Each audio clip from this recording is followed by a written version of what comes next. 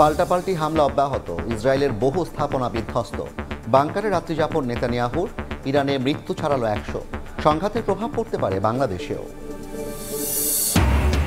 London বৈঠকের পর নির্ভর বিএনপি প্রধান উপদেষ্টাকে পক্ষপাত মুক্ত থাকার আহ্বান নেতাদের। যৌথ বিবৃতিতে সরকারের নিরপেক্ষতা ক্ষুণ্ণ বলছে জামায়াত, হতাশ এনসিপি। দেশে ফিরে আদালতের মুখোমুখি হওয়া উচিত ব্রিটিশ এমপি টিউলিপের। লন্ডনে সাক্ষাৎকারে প্রধান উপদেষ্টা, যে কোনো অভিযোগ সংলাপ নয়, আইনিভাবে মোকাবিলার আহ্বান। কাল থেকে অফিস আদালত খোলায় ঢাকার পথে জনস্রোত, যমুনা সেতু এলাকায় যানজটে ভোগান্তি, ট্রেন লঞ্চেও ভিড়। 5 জেলায় সড়কে ঝরল 10 প্রাণ। এবং দেশের 58 জেলায় ডেঙ্গুর চোখ রাঙানি, বাড়ছে প্রাণহানি। 50% রোগী বরিশাল বিভাগে। হটস্পট বরগুনা। কার্যকর উদ্যোগ না নিলে পরিস্থিতি ভয়াবহ হওয়ার শঙ্কা।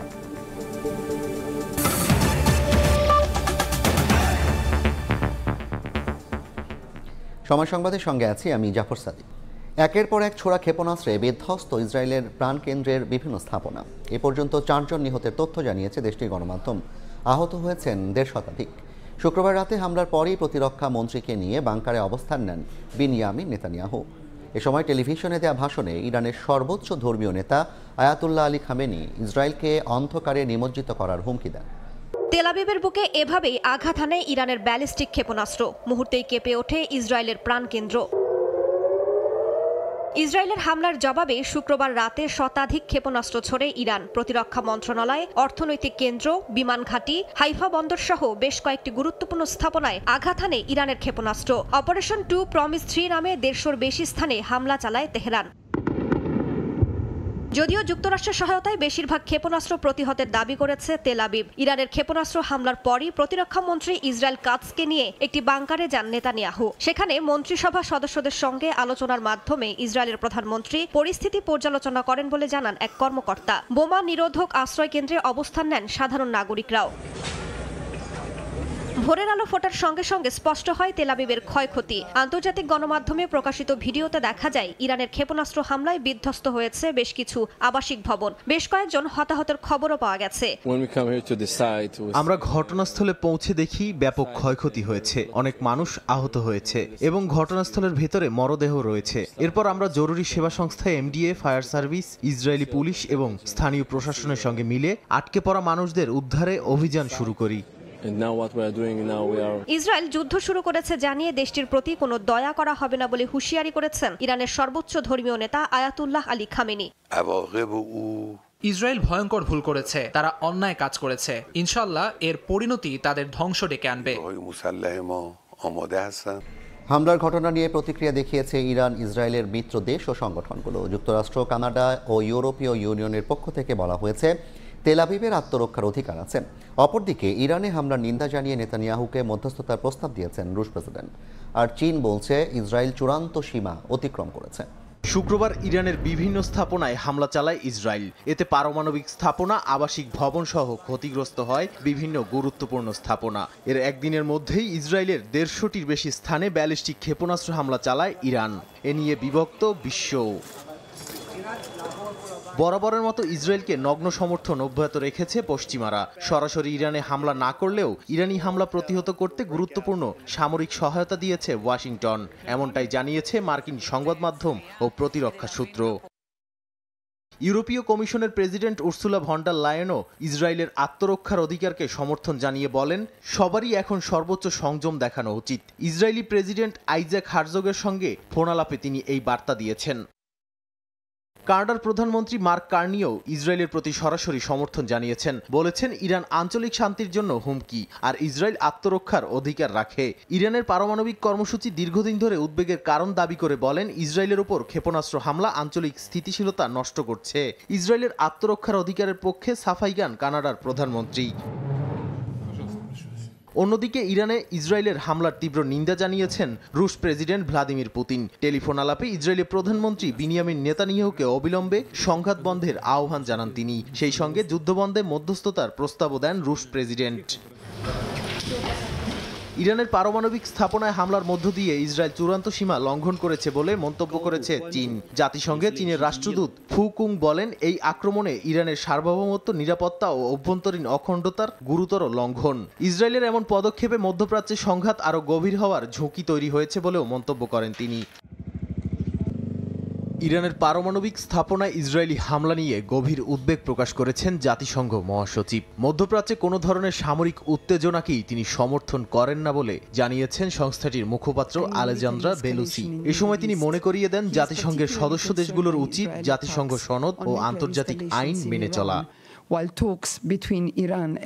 মহাসচিব উভয় পক্ষের প্রতি আহ্বান জানিয়ে বলেন, সবচেয়ে বড় বিষয় এখন হচ্ছে ধৈর্য ধরা, কারণ এই অঞ্চল আরো বড় সংঘাতের দিকে গেলে সেটার খেসারত দিতে হবে সবাইকে। এটা এমন এক পরিস্থিতি যেটা এই অঞ্চল আর সহ্য করতে পারবে না। এই পরিস্থিতির কূটনৈতিক সমাধানের আহ্বান জানিয়েছেন কাতারের আমির Sheikh Tamim bin Hamad Al থানিও। প্রেসিডেন্ট ডোনাল্ড ট্রাম্পের সঙ্গে ফোনালাপে তিনি বলেন, এখন দরকার রাজনৈতিক সংলাপ ও উত্তেজনা প্রশমনের পথ খোঁজা। যুক্তরাজ্যের চ্যাথাম হাউজের জ্যেষ্ঠ গবেষক জেসি মেকেলবার্গ বলেন, এই উত্তেজনা আরও বাড়লে দুদেশের মধ্যে পাল্টাপাল্টি হামলার দীর্ঘ পর্ব শুরু হতে পারে। তার মতে, জাতিসংঘ, যুক্তরাষ্ট্র সহ বড় শক্তিগুলোর উচিত এখনই চাপ প্রয়োগ করে উত্তেজনা কমানো। নাদিম মারজান, সময় সংবাদ। এদিকে ইরান ইসরায়েলের উত্তপ্ত পরিস্থিতি চিন্তায় ফেলেছে পুরো বিশ্বকে। বিশ্লেষকরা বলছেন, নতুন যুদ্ধ শুরু হলে শেয়ার বাজার, বৈদেশিক মুদ্রা বাজার ও ব্যবসা বিনিয়োগে নেতিবাচক প্রভাব পড়বে। বিশেষ করে হরমুজ প্রণালী বন্ধ হলে ঘাটতি দেখা দেবে তেল সরবরাহে, যেটির ভুক্তভোগী হবে বাংলাদেশের মতো উন্নয়নশীল দেশগুলো। হাসান ওয়ালির রিপোর্টে বিস্তারিত। দীর্ঘদিনের টানাপোড়েনের মধ্য দিয়ে নতুন করে পাল্টাপাল্টি হামলায় জড়িয়েছে ইসরায়েল ও ইরান, যা চিন্তায় ফেলেছে পুরো বিশ্বকে। রাশিয়া ইউক্রেন যুদ্ধ এবং করোনার ধাক্কায় বিশ্ব অর্থনীতি এমনিতেই দুর্বল। বিশ্লেষকরা বলছেন, নতুন যুদ্ধ শেয়ার বাজার, ফরেন কারেন্সি মার্কেট ও ব্যবসায়ী বিনিয়োগে নেতিবাচক প্রভাব ফেলবে। হরমুজ প্রণালী বন্ধ হলে বিশ্বে সরবরাহের ঘাটতির কারণে তেলের দাম বাড়তে পারে। বিশেষ করে বাংলাদেশের মতো উন্নয়নশীল দেশগুলোর উপর চাপ বাড়বে। পারস্য উপসাগরের হরমুজ প্রণালী যেটাতে বিশ্বের প্রতিদিনের প্রায় 30 থেকে 40% তেল পরিবহন হয় এই রুটে, সেই রুট নাকি বন্ধ করে দিয়েছে বা দেবে, তাহলে সারা বিশ্বে তেলের সংকট পড়বে। বাংলাদেশ সত্যিকার অর্থে তাদের যে আমদানি রপ্তানি স্বাভাবিক প্রবাহের ক্ষেত্রে বাধা করতে পারে। বিশ্লেষকরা মনে করেন, মধ্যপ্রাচ্য সংকটের কারণে সৌদি আরব, কুয়েত, কাতার ও সংযুক্ত আরব আমিরাতে অবস্থানরত প্রায় 50 লাখ বাংলাদেশি প্রবাসী অনিশ্চয়তার মুখে পড়তে পারে। এতে করে রেমিটেন্সের প্রবাহেও ভাটা পড়তে পারে। মধ্যপ্রাচ্যে বাংলাদেশের একটা শ্রম বাজার আছে, সেখানে যদি সংঘাত দীর্ঘস্থায়ী হয় সেক্ষেত্রে আমাদের এই শ্রম বাজারে একটা প্রভাব পড়তে পারে, দীর্ঘমেয়াদী প্রভাব পড়ার সম্ভাবনা বেশি। এই যুদ্ধের পেছনে যুক্তরাষ্ট্র, বিশেষ করে ট্রাম্প নীতিকে দায়ী করছেন মধ্যপ্রাচ্য বিষয়ক এই বিশ্লেষক। ডোনাল্ড ট্রাম্প কিন্তু ইরানকে 60 দিনের একটা আলটিমেটাম দিয়েছিলেন। সেই 60 দিনের আলটিমেটামের শেষ পর্যায়ে এসে ইসরায়েল ইরানে হামলা চালিয়ে যাচ্ছে এবং এই হামলায় আমেরিকাকে বলে কয়েই ইসরায়েল হামলা চালিয়েছে। তবে এখনই বড় যুদ্ধের আশঙ্কা দেখছেন না আন্তর্জাতিক সম্পর্ক বিশ্লেষক অধ্যাপক ইমতিয়াজ আহমেদ। পারমাণবিক যুদ্ধের মধ্যে যাবে কিনা সেটা ইরানের উপর নির্ভর করবে, ইরান কি ধরনের রেসপন্ড করবে। আমার মনে হয় না বেশি দূর যাবে, কারণ সব দেশেরই চেষ্টা থাকবে এটা যেন তাড়াতাড়ি থামে। অনেকটা নির্ভর করবে আমেরিকার জনগণ, ইউরোপের জনগণ, এমনকি ইসরায়েলের জনগণ এই যুদ্ধটাকে কিভাবে দেখছে। বিশ্ব শান্তি বজায় রাখতে ভূরাজনৈতিক প্রতিযোগিতা থেকে সরে আসার পরামর্শ বিশ্লেষকদের। হাসান ওয়ালি, সময় সংবাদ, ঢাকা। অন্য প্রসঙ্গ, আগামী রমজানের আগে নির্বাচন হলে চলমান রাজনৈতিক সংকট কেটে যাবে বলে মনে করছেন বিএনপির নেতারা। একই সঙ্গে নির্বাচনের সময় সরকারকে নিরপেক্ষ থাকার আহ্বান জানিয়েছেন। এদিকে ইউনুস তারেক বৈঠকের পর লন্ডনে বসে যৌথ বিবৃতিতে সরকারের নিরপেক্ষতা ক্ষুণ্ণ হয়েছে জানিয়ে বিবৃতি দিয়েছে জামায়াত ইসলামী। বৈঠকে সংস্কার ও বিচারের চেয়ে ভোটের বিষয়ে বেশি গুরুত্ব পাওয়ায় হতাশ এনসিপিও। এ অবস্থায় বিশ্লেষকরা বলছেন, এখন ঐকমত্যে পৌঁছাতে না পারলে সংকট বাড়বে। নির্বাচনী রোডম্যাপ নিয়ে চলমান সংকটের মধ্যেই ইউনূস তারেক বৈঠকে গলেছে বরফ।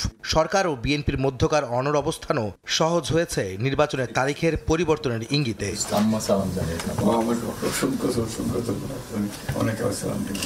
নির্বাচনের সম্ভাব্য তারিখকে অনেকে সাধুবাদ জানালেও জামায়াত ইসলামী ও জাতীয় নাগরিক পার্টি এনসিপি মিশ্র প্রতিক্রিয়া জানিয়েছে। জামায়াত এক বিবৃতিতে বলেছে, যৌথ বিবৃতি মূলত দেশের রাজনৈতিক সংস্কৃতির ব্যত্যয়, একটি দলের প্রতি অনুরাগ প্রকাশে ডক্টর ইউনূস তার নিরপেক্ষতা। এনসিপি বলছে, নির্বাচনকে যেভাবে গুরুত্ব দেওয়া হয়েছে তাতে বিচার ও সংস্কারের বিষয়টি প্রাধান্য না পাওয়ায় হতাশ তারা। যেই প্রক্রিয়ায় জিনিসটা অ্যাপ্রোচ করা হচ্ছে, এটা রাজনীতির অন্য অন্য দলগুলোর সাথে সরকারের পক্ষ থেকে একটা বিমাতাসুলভ আচরণ পরিলক্ষিত হয়েছে। জাতীয় নির্বাচন বিষয়টি কোনো একক ব্যক্তি বা একক দল নয়। এই অবস্থায় ভোটের সময় পুনর্নির্ধারণ নিয়ে যারা হতাশ তাদের সমালোচনা করেছেন বিএনপি নেতারা। সরকারকে নির্বাচনকালে নিরপেক্ষ থাকারও আহ্বান তাদের। এই সরকারের প্রধানতম কর্ম এবং এজেন্ডা হচ্ছে একটি সুষ্ঠু নিরপেক্ষ নির্বাচন, জাতীয় সংসদের নির্বাচন অনুষ্ঠান করা। সেই হিসাবে নাম কি হলো সেটা আমাদের কাছে বিষয় না, কাজ হবে এটা নিরপেক্ষতা যেন বজায় রাখে এই সরকার। ভোটটাকে জনগণ যেভাবে চায়, এই আতেলরা তো সেভাবে চায় না। যারা বলে এরা তো নিবন্ধিতই না, জীবনে একটা ইলেকশন করে দেখে নাই, ভোটে দ্বারা কটা ভোট পায় আমরা দেখি। বিএনপি নেতারা বলছেন, সংস্কার চলমান প্রক্রিয়া, নির্বাচনের মাধ্যমে যে সরকার আসবে তারাই সংস্কার ও গণহত্যার বিচারকে এগিয়ে নিয়ে যাবেন। এগুলো শুধু শুধু প্রপাগান্ডা বিএনপির বিরুদ্ধে, এবং যাতে করে নির্বাচন না দিয়ে সময় কাটানো যায়। যে রাজনৈতিক দলটি জনগণের ভোট দিয়ে নির্বাচিত করবে তারা সংস্কারও এগিয়ে নিয়ে যাবে, বিচার প্রক্রিয়াকেও এগিয়ে নিয়ে যাবে। এই বছরের ডিসেম্বরের শেষার্ধের মধ্যেই তফসিল ঘোষণা হওয়াটা বোধহয় বাঞ্ছনীয়, কারণ নির্বাচনের তফসিল ঘোষণা থেকে নির্বাচন অনুষ্ঠান পর্যন্ত ৪৫ থেকে ৫০ দিন সময় লাগে। এদিকে রাজনৈতিক বিশ্লেষকরা বলছেন, ডক্টর ইউনূস তারেক বৈঠক নিয়ে যারা সমালোচনা করছেন তারা বাস্তবতা বিবর্জিত বক্তব্য দিচ্ছেন। পার্শ্ব প্রতিক্রিয়া যারা জানাচ্ছেন, আমার কাছে মনে হয় তারা ওভার রিয়েক্ট করছেন। এটা বাস্তবতার সাথে মিল নাই এই রিয়াকশনের। বিএনপির প্রতি পক্ষপাতমূলক কোন আচরণ করে ফেলেছে এটা আমার কাছে মনে হয়নি, বরং এটাই যৌক্তিক বলে আমি মনে করি। নির্বাচন যত ঘনিয়ে আসবে সংকট ততই বাড়বে এমন শঙ্কা প্রকাশ করে রাজনৈতিক বিশ্লেষকরা বলছেন, জাতীয় ঐকমত্যে পৌঁছতে না পারলে ফ্যাসিবাদ নতুন করে মাথাচাড়া দেবে। আহমেদ সালেহিন, সময় সংবাদ, ঢাকা। আগামী ফেব্রুয়ারিতে নির্বাচন সহ নানা বিষয়ে সব রাজনৈতিক দলের সঙ্গে প্রধান উপদেষ্টাকে খোলামেলা আলোচনা করার আহ্বান জানিয়েছেন বিপ্লবী ওয়ার্কার্স পার্টির সাধারণ সম্পাদক সাইফুল হক। দলের ২০তম প্রতিষ্ঠাবার্ষিকী উপলক্ষে কেন্দ্রীয় শহীদ মিনারে আয়োজিত সমাবেশ ও আলোচনা সভায় তিনি একথা বলেন। নির্বাচনের তারিখ ঘোষণা করা হলেও নির্বাচন সুষ্ঠু ও নিরপেক্ষ হবে কিনা সরকারের সামনে এটি বড় চ্যালেঞ্জ বলেও মন্তব্য করেন সাইফুল হক।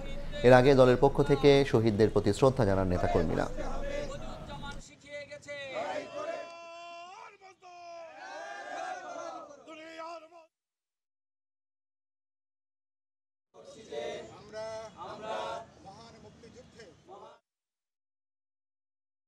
নির্বাচন কমিশন হয়তো নির্বাচনের তারিখ দেবে, কিন্তু এই নির্বাচন অবাধ নিরপেক্ষ হবে কিনা, এই নির্বাচনে প্রশাসনিক ম্যানিপুলেশন, রাজনৈতিক চাপ এবং হুমকি এবং কালো টাকার যে দৌরাত্ম্য সেটা দূর করে মানুষ সত্যি সত্যি ভোটারেরা তার পছন্দের দল, প্রার্থী এবং মার্কাকে ভোট দিতে পারবেন কিনা, এটা বড় চ্যালেঞ্জ হিসাবে কিন্তু থেকে যাবে। যারা হত্যাকাণ্ডের পেছনে আসল কুশীলব তাদেরকে বিচার আচার সম্পন্ন করা যাবে কিনা, সংস্কার সম্পন্ন করা যাবে কিনা, আমরা সেটাও একটা চ্যালেঞ্জ আকারে আমাদের সামনে থাকছে।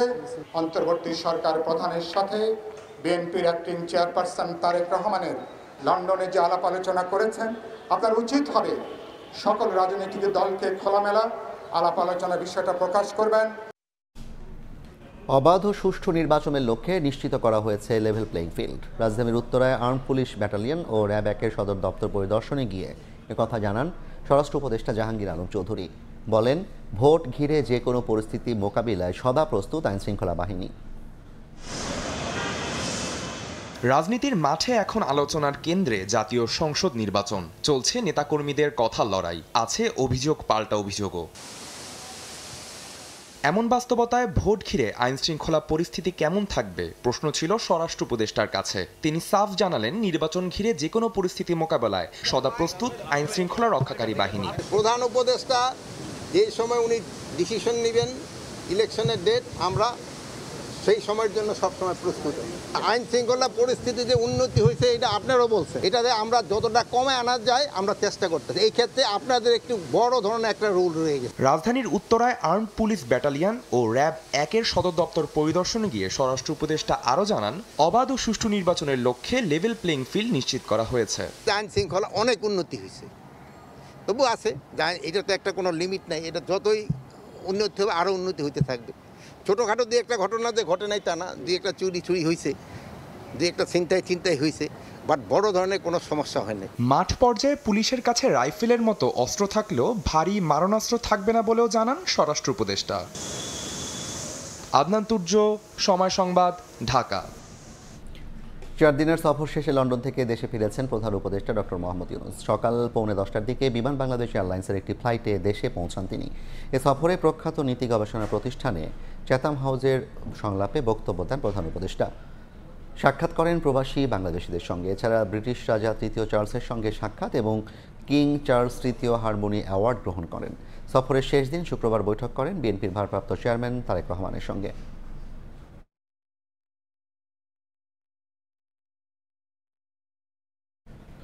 সময় সংবাদে আরও থাকছে। সিলেটে 2 উপদেষ্টার গাড়ি বহর আটকে পাথর ব্যবসায়ীদের বিক্ষোভ। আর কোনো কোয়ারি লিজ দেবে না সরকার, শ্রমিকদের জন্য বিকল্প কর্মসংস্থানের আশ্বাস।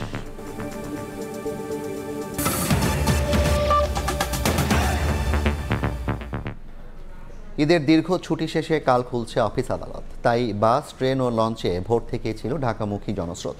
পরিবারের সঙ্গে আনন্দ সময় কাটিয়ে ইট কাঠের নগরীতে ফিরছেন কর্মজীবী মানুষ।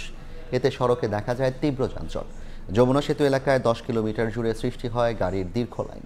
এতে ভোগান্তিতে পড়েন রাজধানীমুখী মানুষ। তবে লঞ্চ, ট্রেনে নির্বিঘ্নে গন্তব্যে ফিরতে পেরে স্বস্তি প্রকাশ করেন যাত্রীরা।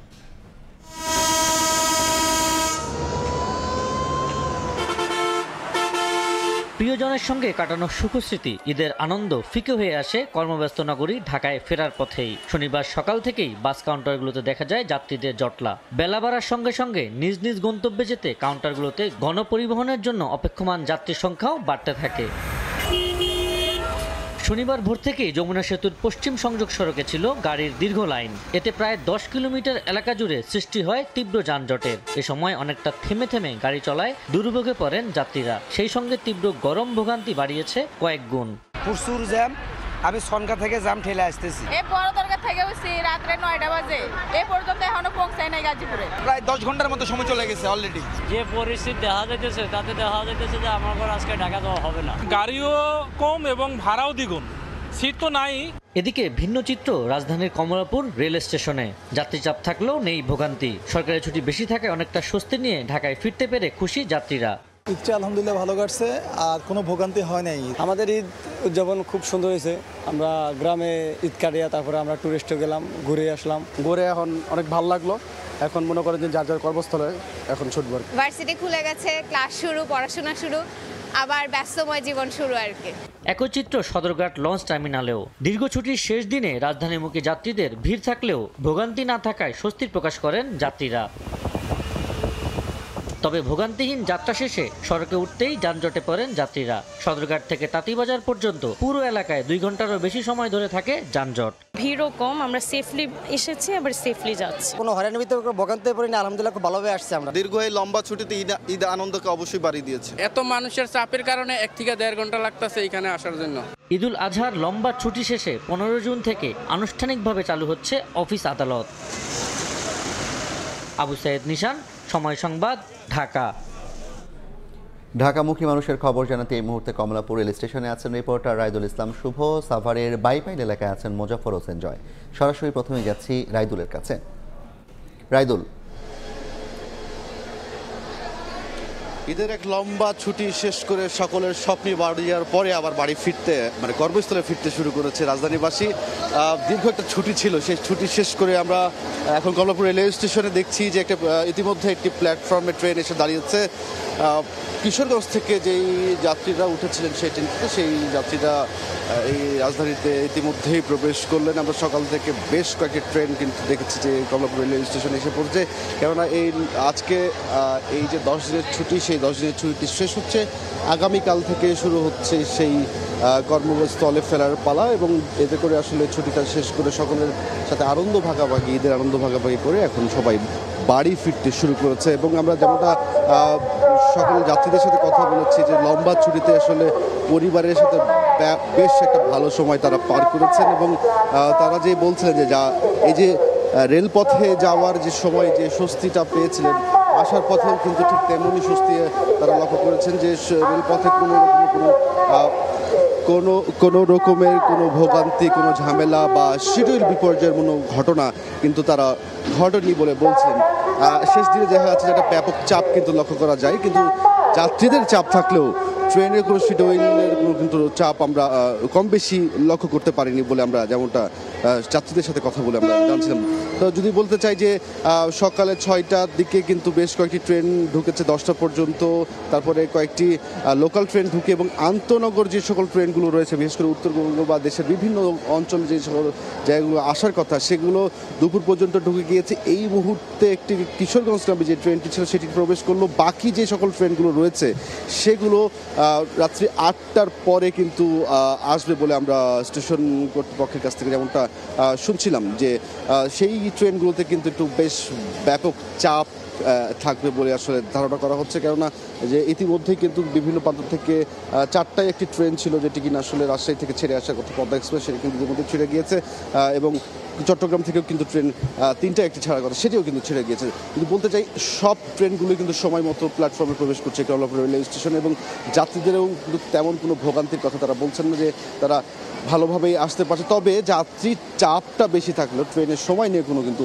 সমস্যা নেই বলে তারা আসলে বলছেন। তো এই যে লম্বা ছুটিটা আসলে তারা পেয়েছেন, সেই লম্বা ছুটিটাতে সকলের একেবারে আসলে কাছের মানুষগুলোকে সাথে পেয়ে কুরবানির একটি পশু কোরবানি করা, হাটে গিয়ে কোরবানির পশু কিনা, সব কিছু আনন্দ ভাগাভাগি করে আবার অনেকে আবার সাথে কথা বলছিলেন, তারাও আবার দেখা যাচ্ছে যে এই লম্বা ছুটিতে কেউ ঈদের পরে 2-1 দিন পরে দেখা যাচ্ছে যে বিভিন্ন জায়গায় ভ্রমণে গিয়েছেন, কেউ কক্সবাজার, কেউ সিলেট, কেউ চট্টগ্রাম, এক কথা দর্শনার্থী যে সকল স্থানগুলো রয়েছে সেগুলো কিন্তু তারা এই ছুটিটাকে আসলে কাজে লাগিয়েছেন বলে আমরা আসলে যারা যাত্রীরা ছিলেন তাদের কাছ থেকে আসলে আমরা শুনছিলাম। তো এক কথা যদি বলতে চাই কমলাপুর রেলওয়ে স্টেশনে কিন্তু একে একে আসলে ট্রেনগুলো আসছে, সকলেই ঈদের আনন্দ ভাগাভাগি বা ঈদের ছুটি শেষ করে আসলে রাজধানীতে কর্মস্থলে ফিরতে শুরু করেছে। তো এই তো আমার কাছে ছিল রেলপথের খবর। আমরা একটু যাব সাফার বাইপাইলে, সেখানে আছেন আমাদের সহকর্মী মোজাফফর হোসেন জয়। দীর্ঘ 10 দিন ঈদের ছুটি কাটিয়ে এখন কিন্তু মানুষ রাজধানী ঢাকামুখী ফিরছেন এবং গ্রাম থেকে রাজধানীমুখী ফেরা মানুষের চাপ ক্রমেই বাড়ছে। আজকে ঈদের 10 দিন পরে অর্থাৎ ঈদের ছুটি শেষে কিন্তু মানুষ, যারা কর্মজীবী মানুষ রয়েছেন তারা কিন্তু তাদের কর্মস্থলে যোগ দেবার লক্ষ্যে কিন্তু মহাসড়কে নেমে এসেছেন, যার ফলে কিন্তু মহাসড়কে গাড়ির চাপ বৃদ্ধি পেয়েছে। আমরা যতটুকু জানতে পেরেছি মূলত রাজধানীর উপকণ্ঠে সাভার আশুলিয়া শিল্পাঞ্চলে কিন্তু যে মহাসড়ক দুটি রয়েছে সেই মহাসড়ক দুটির মধ্যে নবীনগর চন্দ্রা মহাসড়কের আপনার শ্রীপুর থেকে বাইপাইল পর্যন্ত কিন্তু দীর্ঘ সারি রয়েছে গাড়ির এবং দীর্ঘ চাপে রয়েছে এই সড়কের কয়েক কিলোমিটার এলাকা জুড়ে। পুলিশ এবং ট্রাফিক পুলিশ সূত্রে আমরা যেটি জানতে পেরেছি সেটি হচ্ছে যে মহাসড়কে মূলত যেহেতু কাল থেকে অর্থাৎ রবিবার সকাল থেকে শিল্প অঞ্চলের শ্রমিকরা উৎপাদনে যোগ দেবেন এবং সেই লক্ষ্যে কিন্তু উত্তরবঙ্গের 22টি জেলা থেকে লাখ লাখ মানুষ এই অঞ্চলে ফিরছেন, যার ফলে কিন্তু আজকে সকাল থেকে গাড়ির চাপ বৃদ্ধি পেয়েছে এবং মূলত আপনারা জানেন যে ঢাকা আশুলিয়া এলিভেটেড এক্সপ্রেসওয়ের কাজ চলমান থাকায় কিন্তু মূলত এই সড়কের যে নবীনগর চন্দ্রা মহাসড়কের বিশেষ করে ইপিজেড থেকে বাইপাইল পর্যন্ত এলাকায় কিন্তু গাড়ির যে চাপ সেটি কিন্তু ক্রমশই বৃদ্ধি পেয়েছে এবং যার ফলে কিন্তু আপনার গাড়িগুলো থেমে থেমে চলছে এবং মানুষও ধীরে ধীরে নামছে এবং যার যার গন্তব্যে পৌঁছে যাচ্ছেন। হাইওয়ে পুলিশ আমাদেরকে যেটি জানিয়েছে যে মূলত যেহেতু এই অঞ্চলটিতে বিশেষ করে সাভার, আশুলিয়া, ধামরাই অঞ্চলে প্রায় 1000-এর মতো ছোট বড় মিলিয়ে কারখানা রয়েছে, সেখানে কয়েক লক্ষাধিক লোক কাজ করে থাকেন এবং তাদের অধিকাংশই উত্তরবঙ্গ থেকে দীর্ঘদিন ঈদ উদযাপনের উৎসব শেষ করে কিন্তু আজকে শেষ দিন তারা বিশেষ করে আজকে রাত্রের মধ্যেই তারা যার যার গন্তব্যে পৌঁছানোর চেষ্টা করছেন, যার ফলে কিন্তু গাড়ির চাপ বৃদ্ধি পেয়েছে এবং মূলত সড়কটিতে উন্নয়ন কাজ চলমান থাকায় একটি লেন দিয়ে কিন্তু দীর্ঘ লাইন বাড়ছে গাড়ির, এবং একই সাথে কিন্তু গাড়িও ধীর গতিতে চলছে। তবে ট্রাফিক পুলিশ এবং হাইওয়ে পুলিশ আরও জানিয়েছে যে এখানে কিন্তু যথেষ্ট পরিমাণে বিশেষ করে আইন শৃঙ্খলা বাহিনীর সদস্যরা মোতায়েন রয়েছেন, একই সাথে কিন্তু সেনাবাহিনীও কাজ করছেন, যার ফলে গাড়িগুলো থেমে না থেকে ধীর গতিতে চলছে এবং বিশেষ করে রাজধানীমুখী চলে যাচ্ছেন। একই সাথে তারা আমাদেরকে জানিয়েছেন যে যেহেতু কাল সকাল থেকেই মূলত কারখানাগুলোতে উৎপাদন শুরু হবে, সেই লক্ষ্যে আজকে শেষ কাফেলায় কিন্তু মানুষজন যার যার মতো করে তাদের গ্রামের বাড়ি থেকে রাজধানীতে ফিরছেন। মূলত যদি জানিয়ে রাখতে চাই যে বিশেষ করে যমুনা সেতু হয়ে গাজীপুরের চন্দ্রা থেকে বিশেষ করে চন্দ্রা থেকে নবীনগর পর্যন্ত এই সড়কটি দীর্ঘ 11 কিলোমিটার সড়ক রয়েছে, যে সড়কটিতে মূলত দীর্ঘ সারি আমরা লক্ষ্য করছি। অপরদিকে ঢাকা আরিচা মহাসড়কে সেখানে গাড়ির চাপ তেমন একটি নেই, কিন্তু নবীনগর চন্দ্রা মহাসড়কের বাইপাইলে আমরা দেখতে পাচ্ছি যে শ্রীপুর থেকে বাইপাইল পর্যন্ত এই এলাকাটিতে দীর্ঘ গাড়ির লম্বা লাইন রয়েছে এবং হাজার হাজার গাড়ি কিন্তু ধীর গতিতে চলমান রয়েছে এবং চলছে। তো নবীনগর চন্দ্রা মহাসড়কের বাইপাইল থেকে ঈদে যে ফেরা মানুষের বা শহরমুখী মানুষের এই ছিল আমার কাছে সর্বশেষ তথ্য। ঈদের ছুটি শেষে ঢাকামুখী মানুষের খবর জানাতে কমলাপুর রেল স্টেশন এবং বাইপাইল থেকে যুক্ত হয়েছিলেন সহকর্মীরা। লাফিয়ে লাফিয়ে বাড়ছে ডেঙ্গু, ছড়িয়েছে দেশের 58 জেলায়। বরিশালের বরগুনা হয়ে উঠেছে রেড জোন। দেশে চলতি বছর এই পর্যন্ত ডেঙ্গুতে আক্রান্ত হয়ে হাসপাতালে ভর্তি হয়েছেন 5570 জন, যার প্রায় 50%ই বরিশাল বিভাগে। তবে মৃত্যুর সংখ্যায় এগিয়ে ঢাকা। বিশেষজ্ঞরা বলছেন, সারা দেশেই মশা নিধন কার্যক্রম সঠিকভাবে পরিচালনা না করলে ভয়াবহ রূপ নিতে পারে অন্যান্য জেলায়ও। একদিকে করোনা আতঙ্ক, অন্যদিকে ডেঙ্গুর প্রকোপ। দিন দিন আক্রান্তের সংখ্যা বাড়ায় জনমনে বাড়ছে আতঙ্ক। রাজধানী ছাড়িয়ে ডেঙ্গু আক্রান্ত রোগীর সংখ্যা বাড়ছে প্রত্যন্ত জনপদেও। তথ্য বলছে, চুয়াডাঙ্গা, রাজশাহী, চাঁপাইনবাবগঞ্জ, জয়পুরহাট, ঠাকুরগাঁও এবং সুনামগঞ্জ ছাড়া দেশের 58টি জেলায় ছড়িয়ে পড়েছে এডিস মশা। এর মধ্যে ভয়াবহ পরিস্থিতি বরগুনায়। 13 জুনের সর্বশেষ বিজ্ঞপ্তিতে স্বাস্থ্য অধিদপ্তর জানিয়েছে, গত 24 ঘন্টায় ডেঙ্গুতে আক্রান্ত হয়ে মারা গেছেন 5 জন। নতুন করে হাসপাতালে ভর্তি হয়েছেন 159 জন। এর মধ্যে বরিশাল বিভাগেই 124 জন আক্রান্ত, যার মধ্যে 67 জনই বরগুনার। মৃত্যুবরণ করা 5 জনের মধ্যে 4 জন বরগুনার আর 1 জন ঢাকার। এমন চিত্রকে আশঙ্কাজনক বলছেন বিশেষজ্ঞরা। বলছেন, এখনই কার্যকর ব্যবস্থা না নেওয়া হলে পরিস্থিতি হবে আরও ভয়াবহ। এখনও কিন্তু সিজন শুরু হয়নি। সামনের দিনগুলোতে ডেঙ্গু আরও বাড়বে। আগামী মাস, তারপরের মাসে ডেঙ্গু আরও বাড়বে। হাসপাতালগুলোকেও প্রস্তুতি থাকা দরকার যে বেশি ডেঙ্গু রোগী ম্যানেজমেন্ট করার জন্য তাদের যেন প্রস্তুতি থাকে। সঙ্গে সঙ্গে আমি আরও কয়েকটি জেলার কথা বলতে পারি যে এই জেলাগুলোতে ডেঙ্গু পরিস্থিতি কিন্তু আগামী দিনগুলোতে খারাপ হবে। তার মধ্যে চট্টগ্রাম, কক্সবাজার।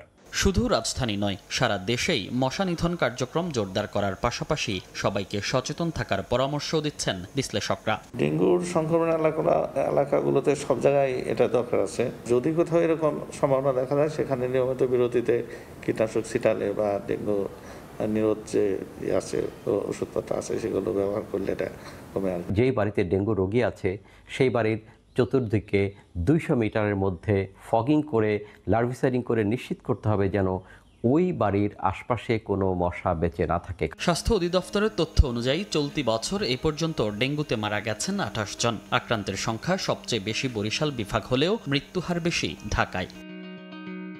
মনির হোসাইন, সময় সংবাদ, ঢাকা।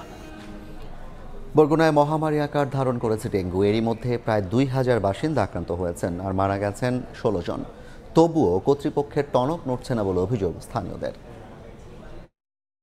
স্ত্রী এবং এক কন্যা শিশু নিয়ে সুখের সংসার বরগুনার রাজনের, কিন্তু তার সব স্বপ্ন কেড়ে নেয় ডেঙ্গু। 6 জুন 27তম জন্মদিনে ডেঙ্গুতে আক্রান্ত হয়ে মারা যান তার স্ত্রী জেরিন। পরের দিন তাদের 3য় বিবাহবার্ষিকীতে জানাজা শেষে জেরিনকে দাফন করা হয়। এমন অনেক পরিবারই এখন ডেঙ্গুর থাবায় অসহায়। বরগুনায় হঠাৎ করেই বেড়েছে ডেঙ্গুর প্রকোপ। ডেঙ্গু রোগীর চাপে হাসপাতালে তিল ধরার ঠাঁই নেই। এখন পর্যন্ত প্রায় 2000 মানুষ ডেঙ্গুতে আক্রান্ত হয়েছেন আর মৃতের সংখ্যা গিয়ে ঠেকেছে 16-তে। পরিস্থিতি উন্নতি করতে মশার আবাসস্থল ধ্বংসের বিকল্প নেই বলে জানান চিকিৎসক। এই সাজানো সংসার থেকে যে এত তাড়াতাড়ি চলে যাইবে এত কম বয়সে, আমরা কোনোদিনই ভাবতে পারিনি। শিয়ারি বলেন এবং ফ্লোর বলেন সব জায়গায় কিন্তু রোগী আর রোগী। যার যার বাসার আশেপাশে রাঙিনা পরিষ্কার পরিচ্ছন্ন থাকলে, জমা পানি না থাকলে ডেঙ্গু এতখানি বিস্তার লাভ করত বলে মনে হয় না। এই অবস্থায় পৌর কর্তৃপক্ষ নিশ্চুপ ভূমিকা পালন করছে বলে দাবি এলাকাবাসীর। পৌরসভার যে দায়িত্ব এই মুহূর্তে পালন করা উচিত সেটা আসলে আমাদের চোখে পড়ছে না। মানববন্ধন করা হয়েছে, ডিসির মিটিং হয়েছে, হাসপাতালে মিটিং করতেছে, কোনো মিটিং কাজ করতেছে কিন্তু কোনো কার্যক্রম হচ্ছে না। গড়ে প্রতিদিন 172 জন ডেঙ্গু রোগী হাসপাতালে ভর্তি থেকে চিকিৎসা নিচ্ছে। সাইফুল মিরাজ, সময় সংবাদ, বরগুনা।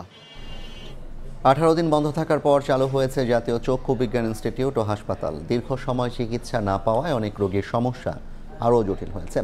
এখনও অস্ত্রোপচার শুরু না হওয়ায় দুশ্চিন্তা কাটছে না, আর একই পরীক্ষা বারবার করানোয় ভোগান্তিতে পড়তে হচ্ছে রোগীদের। ঢাকার দোহারের নান্নু মিয়া চোখে আঘাত পাওয়া এই রোগী জাতীয় চক্ষু বিজ্ঞান ইনস্টিটিউট ও হাসপাতালে চিকিৎসা না পেয়ে অসহ্য যন্ত্রণায় কাটিয়েছেন 18 দিন। ব্যথা করছে, কান্না করতে হয়েছে আর কি, সম্পূর্ণ মাথা সহ ব্যথা করে। ব্যথাটা হলো আমার চোখের পুতুলের ভিতরে রক্ত জমে গেছিল। নান্নু মিয়ার মতো অনেকেই বারবার হাসপাতালে এসে হতাশ হয়ে ফিরে গেছেন। চিকিৎসা না পেয়ে সমস্যা আরো জটিল হয়েছে তাদের। 2 দিন এসে ঘুরে গেছি, আবার ক্ষতি হয়েছে, অনেক কষ্ট হয়েছে, আবার ক্ষতিও হয়েছে। মনে করেন যে আমরা ওষুধ পানি পাই নাই। অচল অবস্থা কাটিয়ে শনিবার চালু হয় দেশের একমাত্র বিশেষায়িত এই চক্ষু হাসপাতাল। সকাল থেকেই লাইন ধরে টিকিট কেটে সেবা নেন রোগীরা। 15টার দিকে আসছি, আমার এই 1টার সময় শেষ হলো, 4 ঘন্টারও বেশি। তো হিউজ প্রেশার ছিল পেশেন্টের। তবে অস্ত্রোপচারের রোগীদের এখনো থাকতে হচ্ছে অপেক্ষায়। বারবার পরীক্ষা করাতে গিয়ে গুনতে হচ্ছে বাড়তি অর্থ। 30 তারিখে পরীক্ষা নিরীক্ষা সবকিছু করে গেছি, পরে আইসাই আন্দোলনের জন্য আইসা দেখছি গেট আটকানো। আজকে আবার আসলাম, আসার পরে যে আগে যে পরীক্ষা নিরীক্ষা করছি এগুলি সব আবার এখন আবার নতুন করে করতে হয়েছে। আমাকে বললো কি যে 1 মাস পরে আসেন, যদি আপনার অপারেশন লাগে আমরা পরীক্ষা করে দেখব তারপরে। কিন্তু পরীক্ষাটা তো আজকে এখনই করা যেত তৎক্ষণাৎ। হাসপাতাল পরিচালক জানালেন, রোগীদের সেবা দেওয়ার পাশাপাশি ডাক্তার ও সহযোগীদের নিরাপত্তা নিশ্চিতে সর্বোচ্চ চেষ্টা চলছে। সব রকম সেবা নিয়েই আমরা হাসপাতালটা চালু করতে পেরেছি। হাসপাতালে আইন শৃঙ্খলা পরিস্থিতি অবনতির আশঙ্কায় বাড়ানো হয়েছে নিরাপত্তা। পুলিশ জানায়, যাচাই বাছাই করে প্রকৃত রোগীদেরই ঢুকতে দেয়া হচ্ছে। আমাদের কাছে এরকম তথ্য রয়েছে যে এখানে আইন শৃঙ্খলা বিঘ্নিত হতে পারে, সেই তথ্যের ভিত্তিতেই আমরা এখানে ফোর্স বাড়িয়েছি। গত 28 মে থেকে সব ধরনের সেবা বন্ধ ছিল এই হাসপাতালে। শাকির আহমেদ, সময় সংবাদ, ঢাকা। সময় সংবাদে আরও থাকছে। সংবাদ সম্মেলনে কাবরেরার পদত্যাগ দাবি বাফুফে সদস্যের। কোচের কাজ পর্যালোচনা করে দেখার আশ্বাস সভাপতির। ক্রীড়া সামগ্রীর ওপর কর 36% কমানোর দাবি তাবিথ আউয়ালের।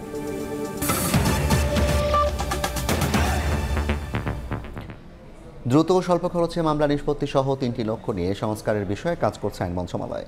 দুপুরে রাজধানীর বেডি রোডে জাতীয় আইনগত সহায়তা প্রদান সংস্থার কার্যালয়ে আলোচনা সভায় আইন উপদেষ্টা আসিফ নজরুল আরও বলেন, মামলার অভিশাপ থেকে মানুষকে মুক্তি দিতে আইনগত পরিবর্তনে কাজ করছে সরকার। জানান, প্রতি বছর দেশে 5 লাখের বেশি মামলা হয়, তার মধ্যে 34,000 মামলা পরিপূর্ণভাবে সম্পূর্ণ করা হয়। তবে সরকারি আইনগত সহায়তা প্রতিষ্ঠানকে দক্ষ করে গড়ে তোলা গেলে 1 বা 2 লাখ মামলা নিষ্পত্তি করা সম্ভব।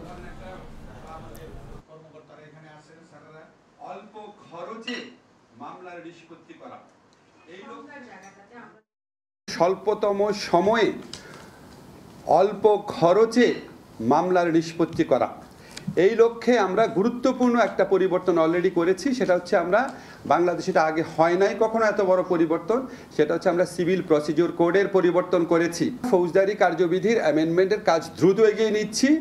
আশা করি আমরা আগামী 1 মাসের মধ্যে এটা আমরা আইন আকারে পাশ করতে পারবো। মামলার অভিশাপ থেকে মানুষকে মুক্তি দেওয়া, এই 3rd লক্ষ্য পূরণ করার জন্যই আমরা আইনগত সহায়তা প্রদান যে সংস্থার অধীনে যেই সংশ্লিষ্ট আইনগুলো আছে সেই আইনগুলোর পরিবর্তন করতে যাচ্ছি।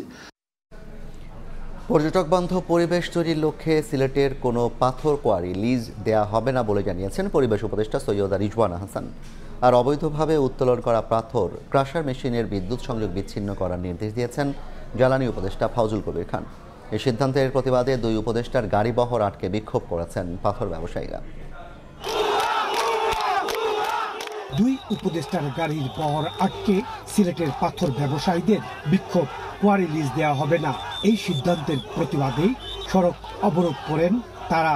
পরে পুলিশি তৎপরতায় শান্ত হয় পরিস্থিতি।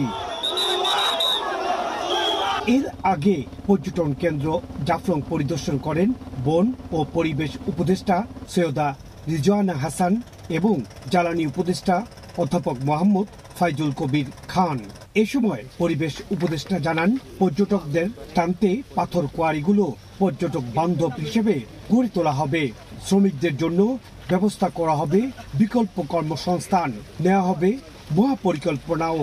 আমরা আর পাথর তোলার জন্য ইজারা দেব না। কথা বলেছি ট্যুরিজম মিনিস্ট্রির সাথে যে এইটাতে ইকো ফ্রেন্ডলি ট্যুরিজম তারা কিভাবে করতে পারে, যাতে করে পাথর যারা উত্তোলন করে তাদের একটা বিকল্প কর্মসংস্থান হয়। পরে জ্বালানি উপদেষ্টা জানান, অবৈধভাবে উত্তোলন করা পাথর ক্রাশার মেশিন দিয়ে ভাঙা হচ্ছে, যা পরিবেশের জন্য হুমকি। তাই ক্রাশার মেশিনের বিদ্যুৎ সংযোগ বিচ্ছিন্ন করার নির্দেশ দেন তিনি। আপাতত আমরা এখান থেকে কোনো পাথর উত্তোলন হবে না, এই সিদ্ধান্ত আমরা দিয়েছি। ক্রাশারগুলো আছে, এগুলোকে দেখাতে সরাতে হবে, এগুলোর বিদ্যুৎ বিচ্ছিন্ন করে দেব এবং এগুলোকে যেটা বললাম যে এখান থেকে সরানোর জন্য ডিভিশনাল কমিশনারকেও বলা হয়েছে এবং এই যে জেলা প্রশাসককেও বলা হয়েছে। জাফলংয়ের পর্যটন অবকাঠামো উন্নয়নের প্রতিশ্রুতিও দেন অন্তর্বর্তী সরকারের দুই উপদেষ্টা। ইকরামুল কবির, সময় সংবাদ, সিলেট। এয়ার ইন্ডিয়ার বিমান বিধ্বস্তের কারণ অনুসন্ধানে সহযোগিতা করতে ভারতে পৌঁছেছে ব্রিটিশ প্রতিনিধি দল। উদ্ধার হওয়া ব্ল্যাক বক্স সহ ধ্বংসস্তূপ থেকে আরও নমুনা সংগ্রহ করা হবে। এদিকে শনিবার মর্মান্তিক এই দুর্ঘটনার বিষয়ে ব্রিফ করেছে দেশটির বিমান মন্ত্রণালয়। এ পর্যন্ত বিমান দুর্ঘটনার যেসব কারণ সামনে এসেছে তা খতিয়ে দেখা হবে বলে জানানো হয়। তদন্তের দায়িত্বে থাকবে দেশটির বিমান দুর্ঘটনা তদন্তকারী ব্যুরো। তারা প্রযুক্তিগত দিক থেকে অনুসন্ধান চালাবে বলে জানা গেছে। এছাড়া একটি উচ্চ পর্যায়ের স্বাধীন কমিটি গঠন করা হয়েছে। আগামী সোমবার এই কমিটি প্রথম বৈঠকে বসবে। 3 মাসের মধ্যে তদন্ত শেষ করে একটি প্রতিবেদন উপস্থাপন করা হবে বলে জানানো হয়।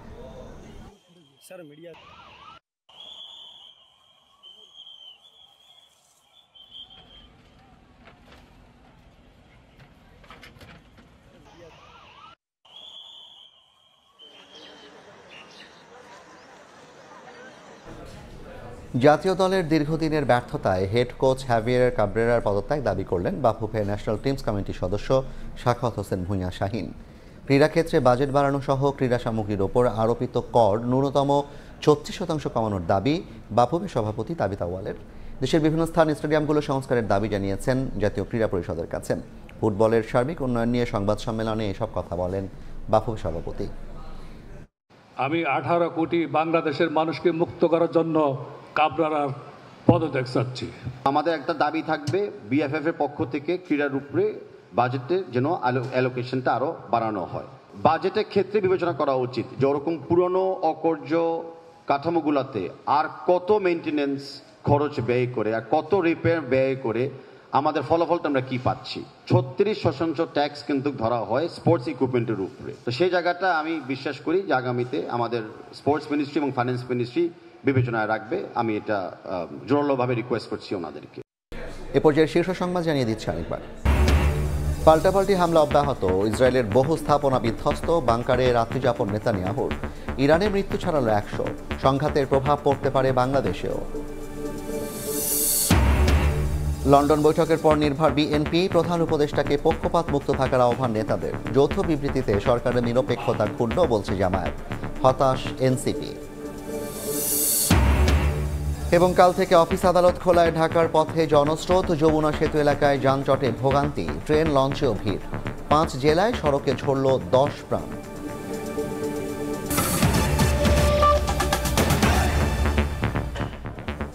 এই ছিল সময় সংবাদে, সঙ্গে থাকুন সময়।